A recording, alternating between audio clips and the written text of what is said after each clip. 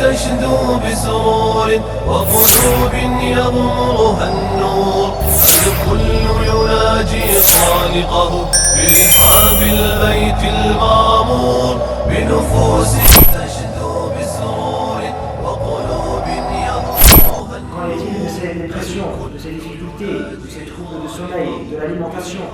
Qu'en est-il de cette tristesse, de cette solitude, de ce pessimisme, de cette anxiété, de cette peur, de cette angoisse que pour la plupart d'entre nous vivons quotidiennement? Quels sont les remèdes et les traitements? C'est dans cette conférence, en compagnie de cet honorable professeur et prédicateur, le professeur Hani Ramadan, qui nous vient depuis la Suisse, depuis Genève, directeur du centre islamique de Genève, actif dans le domaine de la prédication. Je lui cède la parole sans plus tarder. الحمد لله رب العالمين والصلاة والسلام على أشرف المرسلين ونشهد أن لا إله إلا الله وحده لا شريك له ونشهد أن محمدا عبده ورسوله وخليله وصفيه وحبيبه صلى الله عليه وسلم. أيها الإخوة والأخوات السلام عليكم ورحمة الله وبركاته. Donc je remercie l'honorable présentateur pour sa présentation et donc je remercie également le service islamique de la jeunesse. Donc le colloque annuel Main dans la main pour ta guérison. On m'a proposé le sujet, donc pas de vol dans la vie, et puis les différents sous-thématiques enfin ont été exposés à l'instant. Et donc vous voyez que c'est extrêmement chargé, qu'il y a beaucoup de choses à dire autour de ce thème. Je vais me contenter pour ce qui me concerne d'aborder ce sujet en rappelant, faisons un certain nombre d'observations qui vont nous permettre de surmonter un mal qui touche aujourd'hui l'homme moderne et qui est en fait l'angoisse, le fait de déprimer, le fait de baisser les bras, le fait de ne plus affronter la réalité quand on se trouve confronté à des problèmes qui peuvent nous toucher. Et donc aujourd'hui, on a pour certains l'idée que le plus important c'est la prospérité matérielle, mais l'homme moderne vit une pauvreté spirituelle qui est évidente par rapport au développement des aptitudes et des qualités morales et spirituelles qui habitent l'être humain. Il y a une forme de pauvreté dans la vie moderne que l'on observe facilement, alors qu'en réalité le propre de l'homme c'est la spiritualité. Ce qui fait qu'un homme est homme, c'est l'âme, c'est l'esprit qui l'habite. Et ça, on peut s'en rendre compte, par exemple, en prenant un individu, quelqu'un qui s'appelle par exemple Jean-Paul et qui a un accident, et donc il va être amputé des deux jambes, et après l'opération, on continue à lui parler, à l'appeler Jean-Paul. Ensuite, il perd un œil, on l'appelle Jean-Paul encore. Il subit une ablation des reins ou du rein, on l'appelle encore Jean-Paul. Donc, tant qu'il est dans cette disposition, un être vivant, il s'appelle Jean-Paul. Mais s'il vient à mourir, eh bien, devant un cadavre, même si ce cadavre était entier, on dirait de lui qu'on ne peut pas parler, dire Jean-Paul est là, c'est fini, Jean-Paul n'est plus là, on a devant nous un cadavre. Donc ce qui fait qu'un être humain est un être humain, c'est bien évidemment son âme, cette vie essentielle qui habite l'être, et le corps n'est qu'une enveloppe en réalité. Donc ça c'est un premier point que l'on peut souligner. Le deuxième point, c'est que ce corps en fait est comme une monture, et l'âme est le cavalier.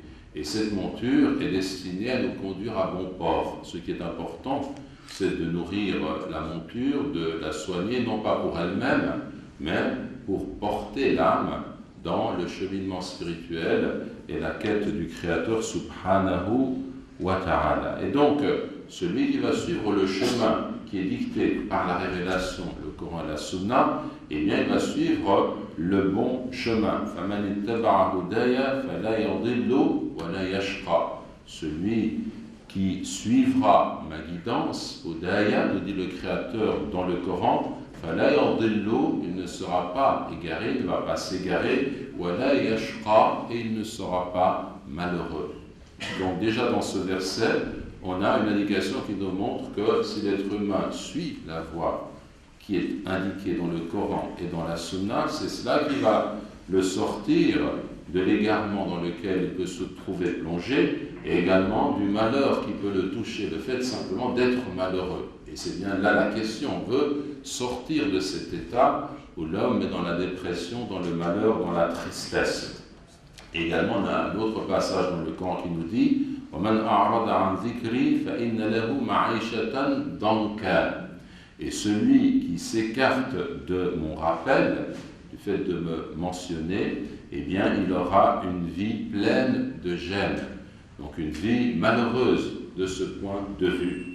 Donc le fait de s'écarter du dhikr, du rappel, c'est ce qui va occasionner justement cette existence où l'homme va rencontrer de la gêne, des problèmes, des difficultés. Par contre, le rappel, le fait de se rattacher à Dieu nous permet de sortir de ce chemin. Aujourd'hui, dans la civilisation moderne, on observe qu'il y a une recrudescence de suicides.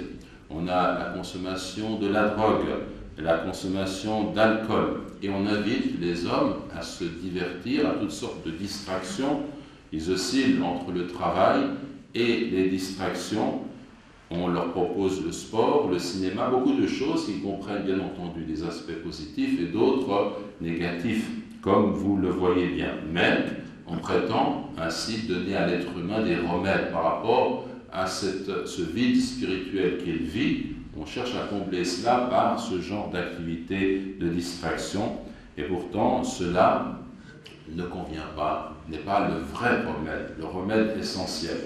Et au contraire, ces remèdes qu'on propose vont occasionner des inquiétudes, des difficultés, et on va s'enfoncer davantage dans les problèmes qu'on peut rencontrer. Par exemple, lorsqu'on invite l'être humain à oublier ses soucis par la parabole, bien aujourd'hui les techniques modernes pour ouvrir le poste, l'écran toute la nuit, et on observe, on regarde, on est pris par justement ce divertissement, et on va passer une partie de la nuit devant le poste, et le lendemain matin on va se trouver mal pour aller faire la prière du Fajr, mais aussi cela va avoir une influence sur notre vie quotidienne pendant la journée. Parce que ces moyens de distraction ne sont pas en réalité un remède. C'est le mal lui-même que l'on nous propose, et si on continue à consommer de cette nourriture-là, eh bien on finit par s'enfoncer davantage dans un rythme de vie qui ne correspond pas au rythme qui nous est demandé. Le rythme de vie du musulman, c'est de faire en sorte qu'après la prière de Aïcha, normalement, il va se coucher, et il va passer la première partie de la nuit dans le sommeil, le plus tôt possible, parce que ce sont les heures avant minuit qui sont les meilleures pour le sommeil, et il va se réveiller tôt, plein d'entrain le matin avant la prière du Fajr.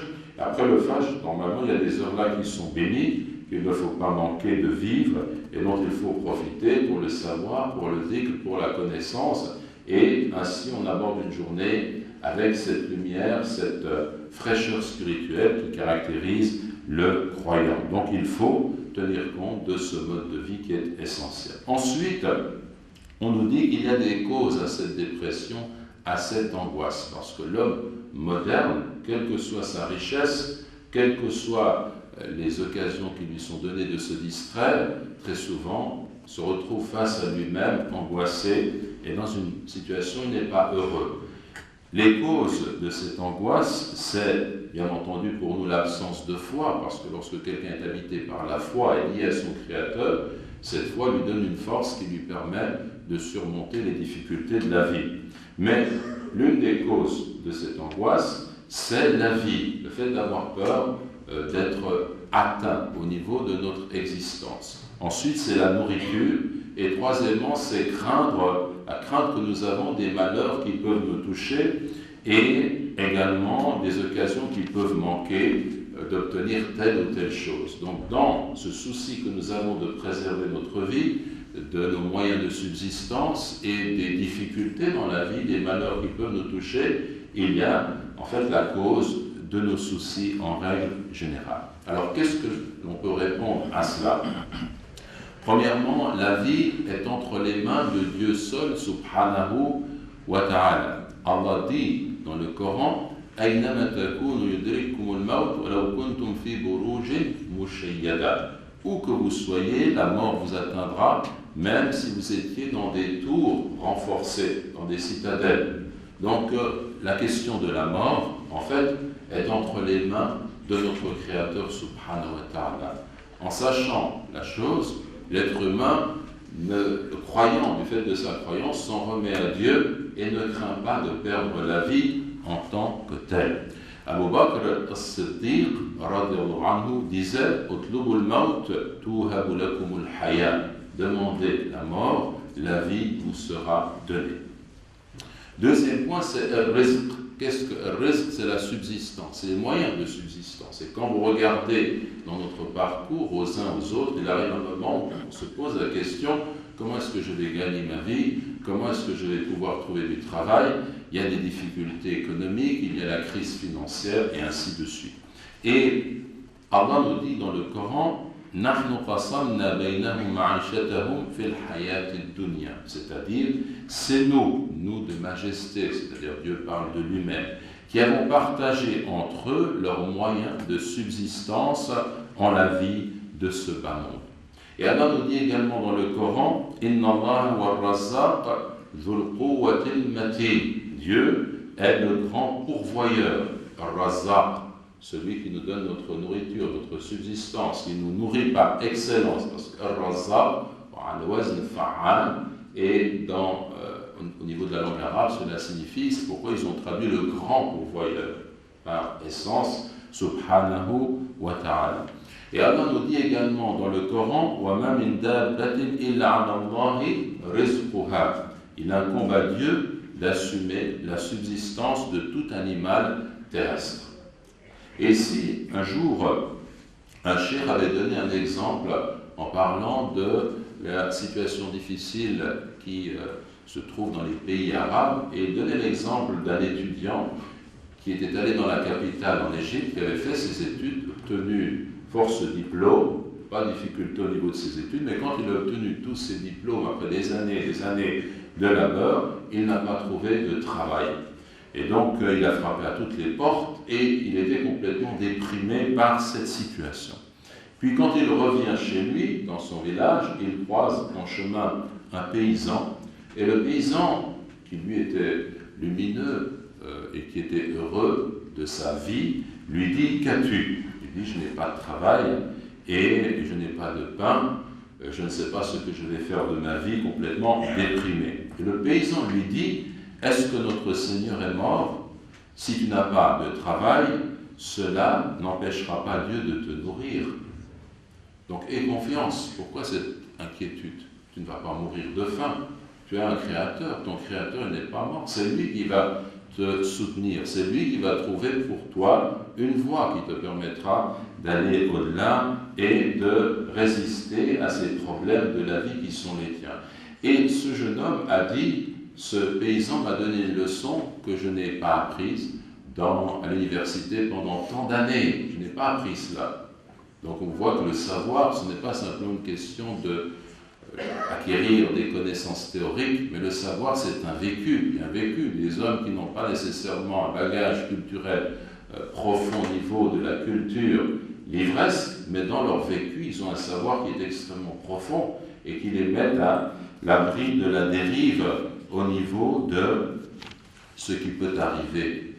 Donc voilà pour ce qui concerne la nourriture. Maintenant, il y a également un autre point, c'est le malheur, la crainte d'être touché par le malheur.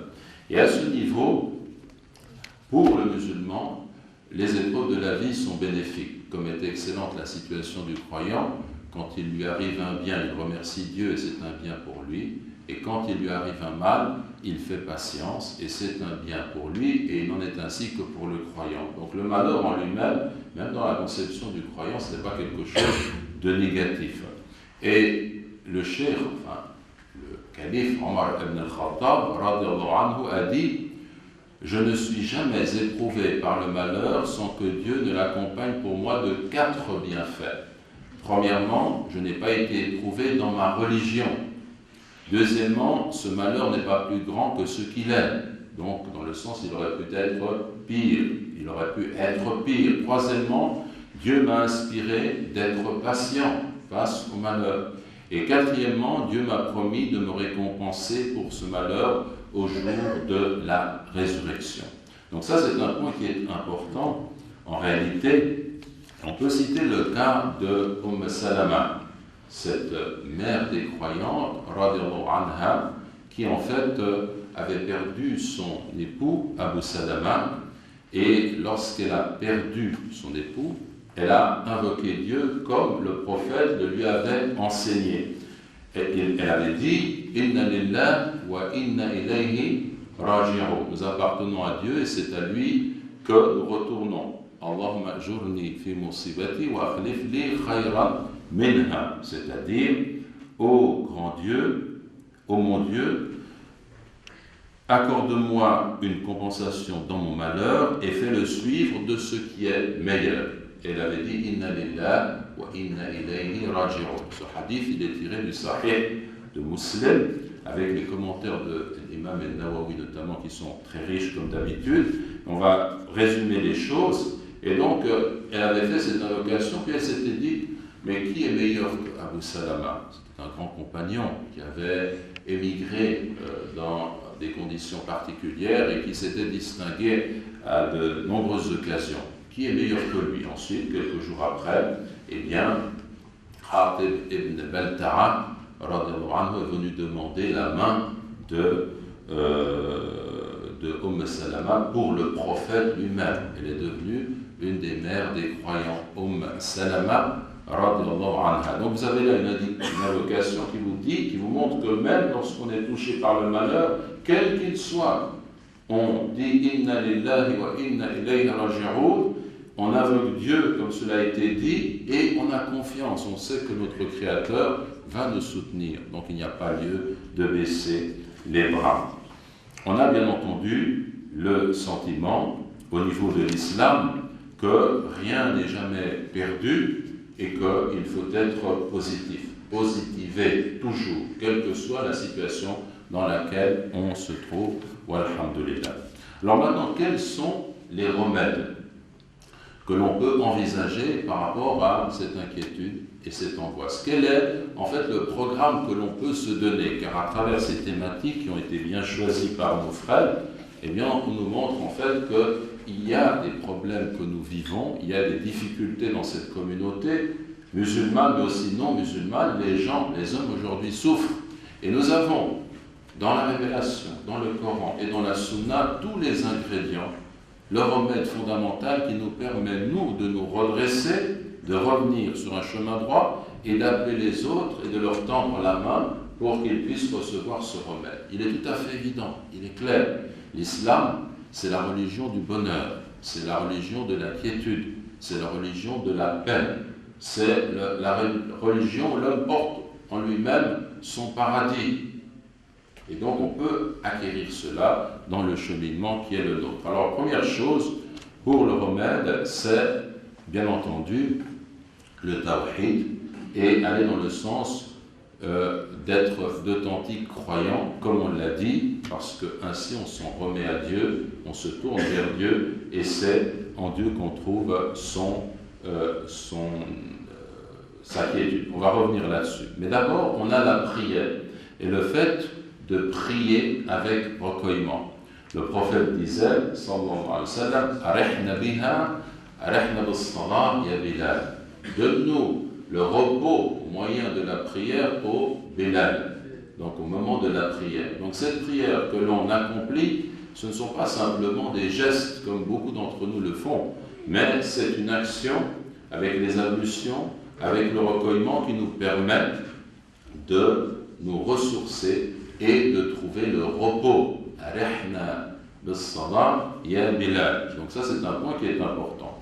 Ensuite, il nous est dit kana idha hazabahu amr fazi'a ila as-salat.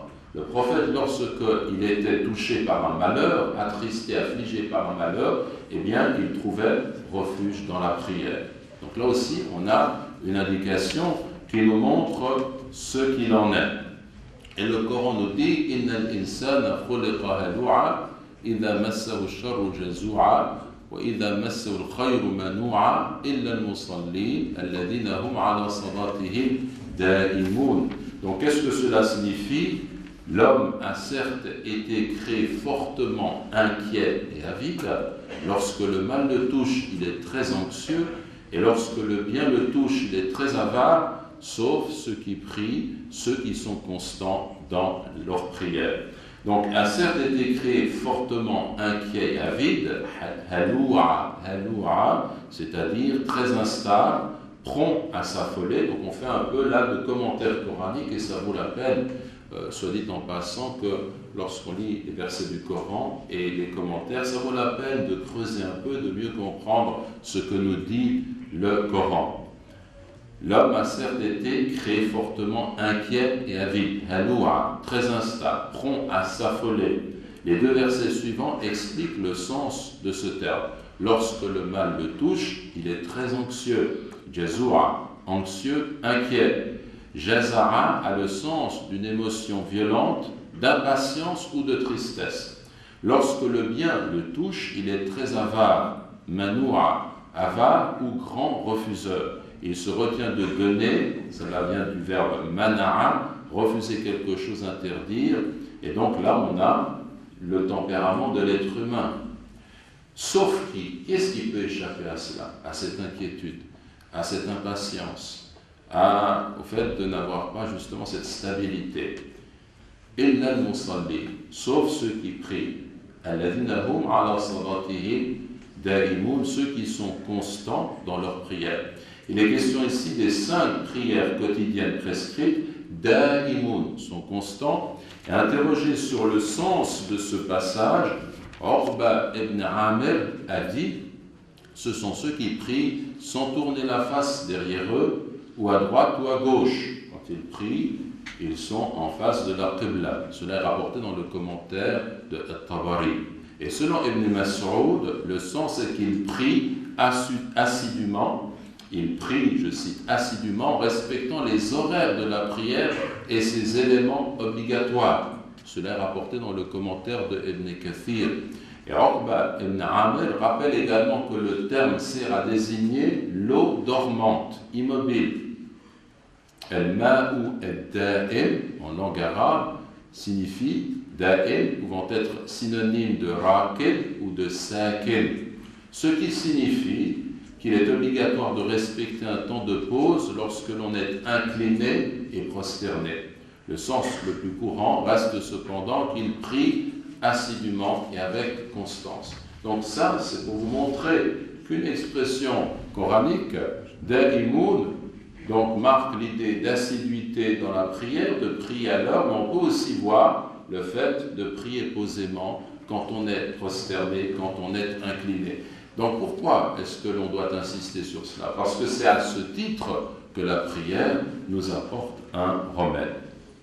Et un homme s'était présenté avec son enfant, un cheikh, et c'est un événement authentique, et l'enfant était très mal, il était malade, faible, il ne parvenait pas à dormir, complètement perturbé, au niveau de ses études ça n'allait pas, il y avait une situation qui était extrêmement difficile, et le père ne savait pas quoi faire avec ce jeune adolescent. Il est allé voir finalement un cheikh. Et le cheikh, il n'a pas fait de ruqya, il n'a pas fait de longs discours, il lui dit c'est très simple, vous êtes venu me voir, vous voulez le remède? Eh bien le remède c'est le suivant. Premièrement, il faut que ton fils se rende et prie à la mosquée de façon régulière. Il ne manque pas une mosquée. Pendant 1 mois, qu'il fasse ce que je lui dis. Ensuite, chaque jour, il faut qu'il lise un juz, dans un pays arabe, un juz du Coran, un 30e du Coran. Ensuite, il y a Adhkar al-Sabah wal-Masa, le dhikr que l'on doit pratiquer le matin et le soir. Donc ça, c'est des traditions authentiques, et on dit des Adhkar, des invocations le matin et le soir. Ne pas laisser cela pendant 1 mois. Et puis, après 1 mois, tu reviendras avec ton fils. Effectivement, il est revenu avec le fils qui avait accompli tout cela, et il était de nouveau bien portant, apaisé, il avait retrouvé une ligne de conduite.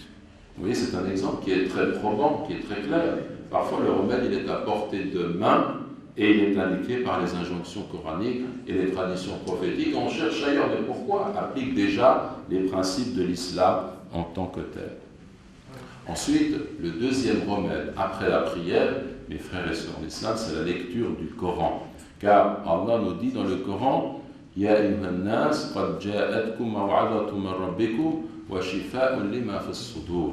Ô gens, vous est venu certes une recommandation de votre Seigneur, une exhortation de votre Seigneur, wa shifa'un lima fis sudur, et un remède pour ce qui est dans les poitrines. Donc le Coran est un remède en tant que tel.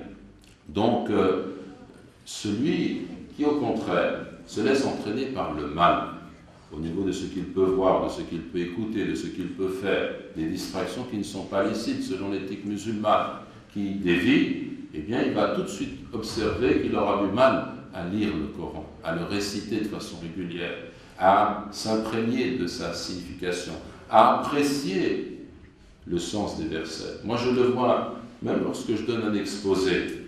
Parfois je donne un exposé, chaque semaine, le mardi soir, on fait un commentaire du Coran. Et je vois certaines personnes qui sont intéressées par le commentaire. Pourquoi est-ce qu'elles sont intéressées? Parce que leur parcours, il va dans le bon sens, celui d'une réforme de l'ego, de l'âme, et ils sont intéressés et ils commencent à apprécier, goûter la saveur, la richesse de la parole coranique. Ce Coran pour l'âme, c'est un festin. Pourquoi est-ce que l'homme ne le goûte pas? Parce qu'il est malade. Quand vous êtes malade au niveau corporel, vous ne parvenez pas à manger le repas qui normalement est succulent. Bien, quand vous êtes malade au niveau spirituel, par toutes sortes de déviances et d'attractions qui vous conduisent hors la sphère de l'éthique musulmane, vous finissez par rejeter ce qui normalement est un délice pour l'âme, pour la pensée, pour la connaissance, pour la méditation, pour la réflexion. Il y a le problème. On le voit, on lit du Coran, on donne des explications, il y en a qui sont attentifs, puis d'autres qui tout d'un coup, le cœur se rétracte, ils sont ailleurs, c'est très lourd. Pourquoi? C'est le poids des péchés, c'est le poids des erreurs, le poids de cette déviance. Et donc il faut en avoir conscience pour aller et se saisir et profiter de cette lecture. Ensuite, troisième remède par rapport à tout cela, c'est le fait de se rappeler Dieu en abondance. Fadhkuruni adhkurkum. Souvenez-vous de moi, je me souviendrai de vous. Et donc, Dieu est avec l'adorateur lorsqu'il l'invoque, et on a des situations qui nous montrent que dans les situations, dans des contextes historiques extrêmement précis, les prophètes, que Dieu les couvre de sa miséricorde, eh bien, avaient recours à ce sentiment de la proximité, du fait que Dieu était avec eux. Par exemple, lorsque Moussa, alayhi salam, se retrouve avec son peuple fuyant Pharaon, et il se retrouve en face de la mer, donc sans issue échappatoire. Le peuple lui dit, nous allons être rattrapés. Pharaon, avec son armée, ses armées arrivent. Et qu'est-ce que dit Moussa, alayhi salam? Kalla inna ma'iya rabbi sayahdi. Que non, j'ai avec moi mon Seigneur, il va me guider. Je vous demande de réfléchir un instant à cet épisode que vous connaissez et qui révèle la grande foi de ce prophète immense, ce modèle pour nous, Moussa, Moïse. Il est en face de la mer. Essayez de vous représenter la situation. Les armées sont derrière et le peuple se met à douter. Il lui dit que non, j'ai avec moi mon Seigneur, il va me guider. Confiance complète, totale. Et la mer va s'ouvrir et le peuple va être sauvé. Et lorsque le prophète Muhammad sallallahu alayhi wa sallam disait à Abu Bakr, la tahzan, inna Allah ma'ana, ne sois pas triste, Dieu est avec nous. Et les polythéistes est arrivé au bord de la caverne. Et Abu Bakr disait, mais si l'un d'entre eux regarde juste au niveau de ses pieds, il va nous voir. Et le prophète le réconforte pour lui dire, tu n'as pas à être triste. La tahzan. Et nous sommes en plein dans notre sujet. Parce que pour nous, ce la tahzan, ne sois pas triste, il va avoir un écho, pas simplement dans une situation telle que celle qu'ont vécu le prophète et Abu Bakr, alayhi salam, dans la grotte, mais chaque fois que nous sommes dans une situation où nous avons de la tristesse, de la difficulté, la tahzan. Inna Allah ma'ak, Dieu est avec toi. Donc là est le secret, là est le remède. Le fait de comprendre que Dieu est avec nous et Dieu nous soutient en tant que tel. Et donc il y a enfin deux points que je vais évoquer avant de terminer. Le premier, c'est l'invocation Et Allah nous a dit وَقَالَ رَبُّكُمُ ادْعُونِي أَسْتَجِبْ لَكُمْ. Et votre Seigneur vous a dit, invoquez-moi, je répondrai à votre demande, je vais vous exaucer.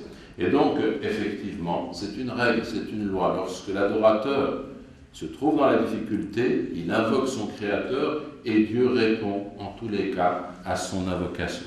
Soit il lui donne ce qu'il veut, soit il écarte de lui un mal équivalent, il donne un bien qui est équivalent, soit il réserve en fait la réponse à cette invocation dans l'au-delà, et d'une façon ou d'une autre, Allah répond à cette invocation. Pour cela, il faut être sincère dans la demande. C'est aussi une question de foi, demander à Dieu avec sincérité, et puis il faut également ne pas consommer ce qui est illicite. Et puis, un autre remède, le cinquième, c'est l'action, le travail, le fait de s'engager. Il ne faut pas rester désœuvré, dire je m'assois, je ne bouge plus, je suis dans les dettes, dans les difficultés, il n'y a rien à faire. Non, il faut se mettre en œuvre.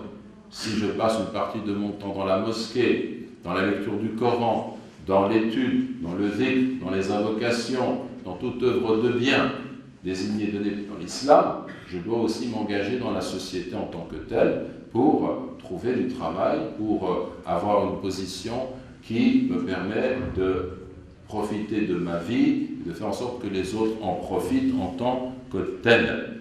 Donc, tout cela, certes, c'est dans le rappel de Dieu que les cœurs se tranquillisent. Il y a dans le livre Al-Adhkar, on a parlé des invocations qu'on dit le matin et le soir. Vous avez le livre La citadelle du musulman, qui est un ouvrage remarquable.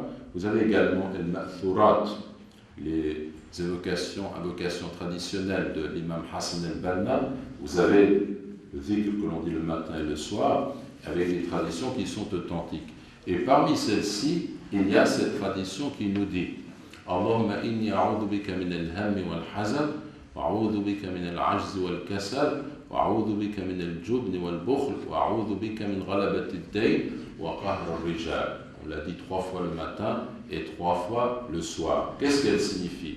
Ô grand Dieu, je cherche protection près de toi contre le souci et la tristesse. Je cherche protection près de toi contre l'incapacité et la paresse. Je cherche protection près de toi contre la lâcheté et l'avarice. Je cherche protection près de toi contre l'excès de dette et la domination des hommes. Et donc, vous avez là une invocation. Cette invocation, le prophète sallallahu alayhi wa sallam l'avait apprise, enseignée à Abu Umama. Un jour, il l'avait trouvé dans la mosquée et lui avait dit, la tradition est authentique, que fais-tu dans la mosquée alors que ce n'est pas le temps de la prière, le ma'na al-hadith. Et puis il lui a expliqué qu'il avait des soucis et qu'il avait des dettes. Et il lui a dit, je vais t'enseigner cette invocation, si tu l'as dit, Dieu écartera de toi les soucis et les dettes. Et Abu Umama l'a fait, 3 fois le matin et 3 fois le soir, et Dieu a exaucé sa demande. Et vous avez un article qu'a écrit l'imam Hassan al-Banna, rahimahullah, qui s'appelle Thawra, et qui donne au début cette invocation, et il dit ceci, Hassan al-Banna, rahimahullah, dit ceci, ألا تراه ثورة على كل مظاهر الضعف في الإنسان على الهم والحزن والعجز والكسل والجبن والبخل وغلبة الدين وقهر الرجال. Ne vois-tu pas que cette invocation comprend une révolution contre toutes les formes apparentes de la faiblesse humaine, contre le souci et la tristesse, contre l'incapacité et la paresse, contre la lâcheté et l'avarice, contre l'excès de dette et la domination des hommes. Tel est l'islam en fait. C'est une révolution dans le sens que, au niveau de l'individu, on va se réformer, on va changer d'attitude. On ne peut pas être pessimiste en islam. On ne peut pas baisser les bras. On est toujours avec notre Créateur. Et le Créateur peut tout. Il est tout-puissant. On vit sous sa protection. Et donc cette invocation nous montre ce qu'est l'islam en réalité. Une religion, une foi qui nous engage à rejeter l'attitude qui consiste à baisser les bras, à se laisser emporter, dominé par la tristesse, le souci, par la faiblesse, l'incapacité. Et quand on a des dettes, eh bien, ce n'est pas un problème pour un croyant. On trouvera une solution. Et puis également, s'il y a par Rijal, les gens qui sont contre nous, pour une raison ou pour une autre, on trouve également une solution. Wallahu a'la wa a'lam. Donc voilà quelques éléments que je voulais apporter ce soir en fonction de cette thématique. Et comme en fait ce soir, alhamdulillah, c'est le deuxième exposé qui se fait tard, c'est 21h35, je préfère